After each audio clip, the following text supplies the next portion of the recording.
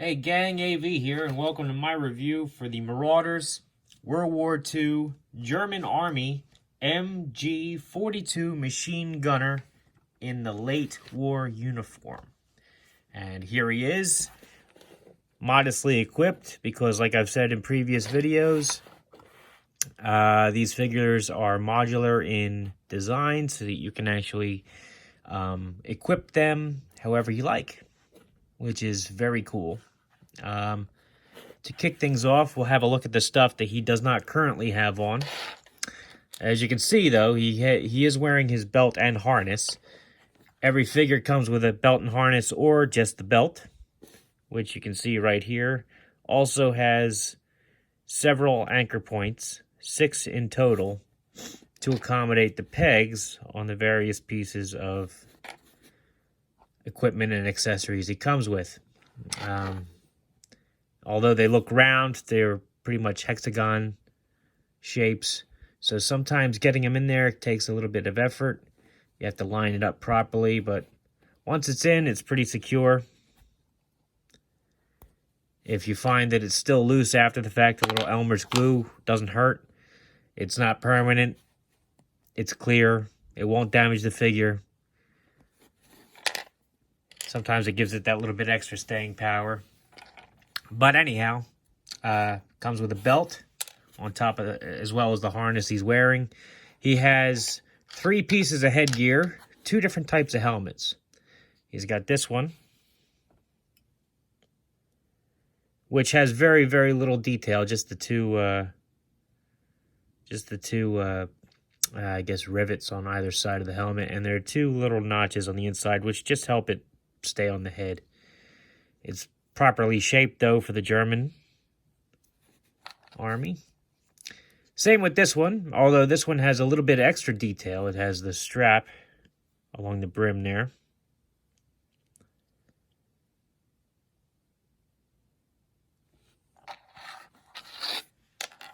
He's got this pouch,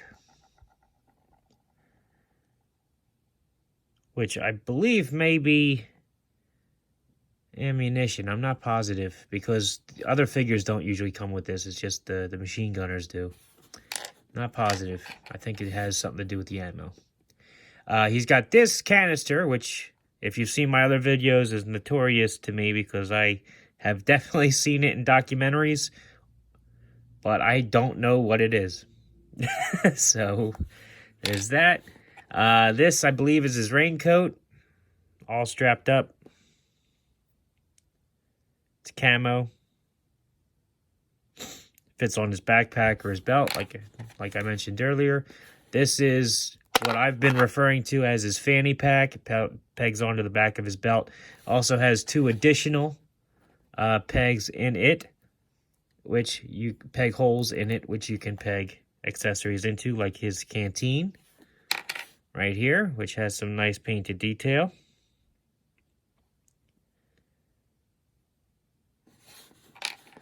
And he's also got a knife in a sheath. Pretty standard for the German figures I've reviewed so far. It's nicely painted, fits in there nice, doesn't come loose, very good. Now, for the 800-pound gorilla in the room, let's have a look at his weapon, the MG42 machine gun. It has a removable ammo belt, which feeds in only from one direction, because it's got the fat end here and the narrow end here to accommodate the spent shells side of the belt. It is of a little bit more flexible plastic, so you can kind of bend it around, fit it into the other figure's left hand if you wish. It has a working bipod in the front, which folds up and back. It's nicely detailed, as you can see.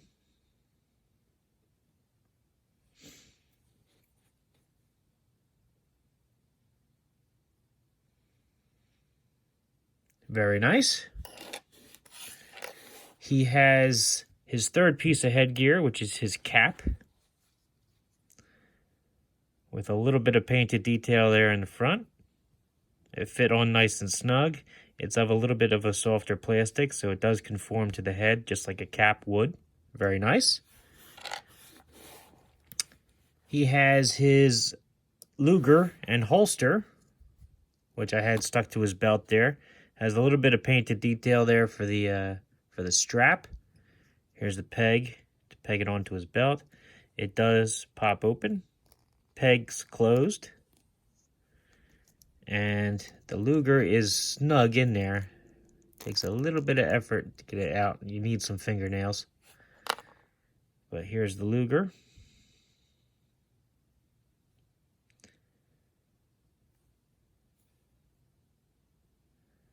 Very nice. And the Luger does fit in his hand quite well, as you can see.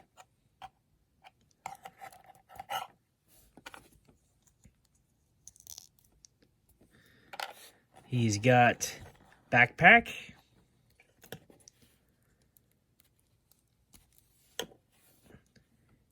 With an entrenching tool or shovel pegged into the side.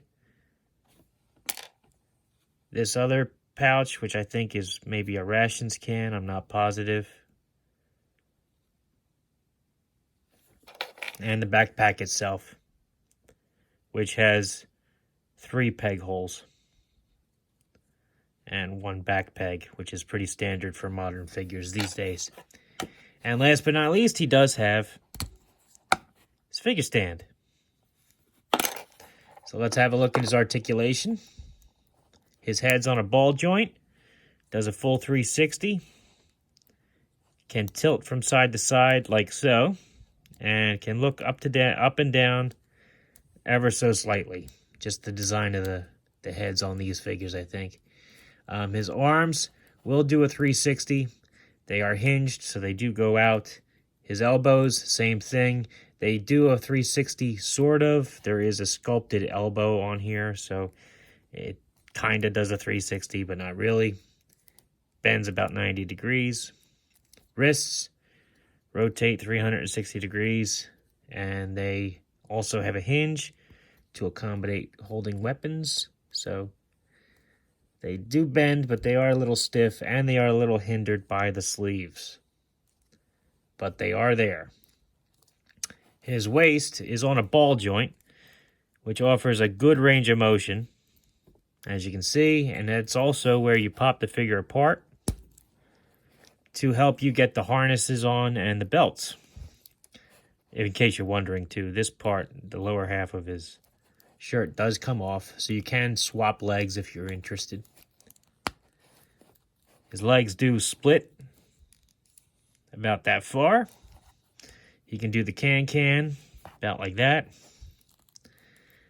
He can bend his knee about yay far, double jointed. His ankles rotate 360 degrees. They pivot forward about so far and back about so far. As I've mentioned in previous videos, very good articulation on these figures. Beautiful sculpts if you haven't seen it already.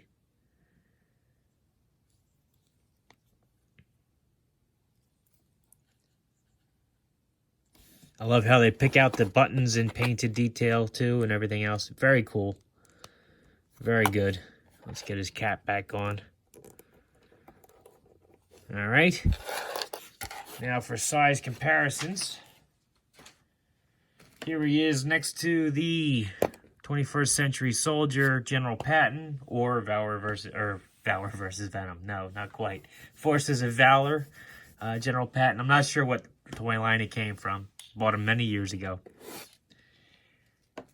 Here he is next to the Indiana Jones era German soldier from The Last Crusade. As you can see, he is noticeably taller, which is a little unfortunate. Here he is next to a generic, modern G.I. Joe green shirt of comparable size, but still taller. Here he is next to a Golden Age Captain America from the Marvel Universe line. Actually matches up with him very well.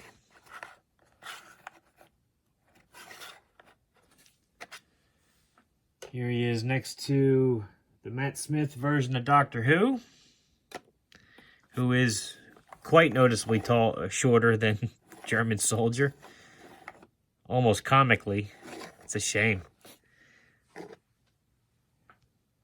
And here he is next to a Boss Fight Studio Vitruvian Hacks Knight of Asperity. Comparable size there as well. Very cool figure. Good army builder. Very cool weapon. And highly recommended by me. I like him.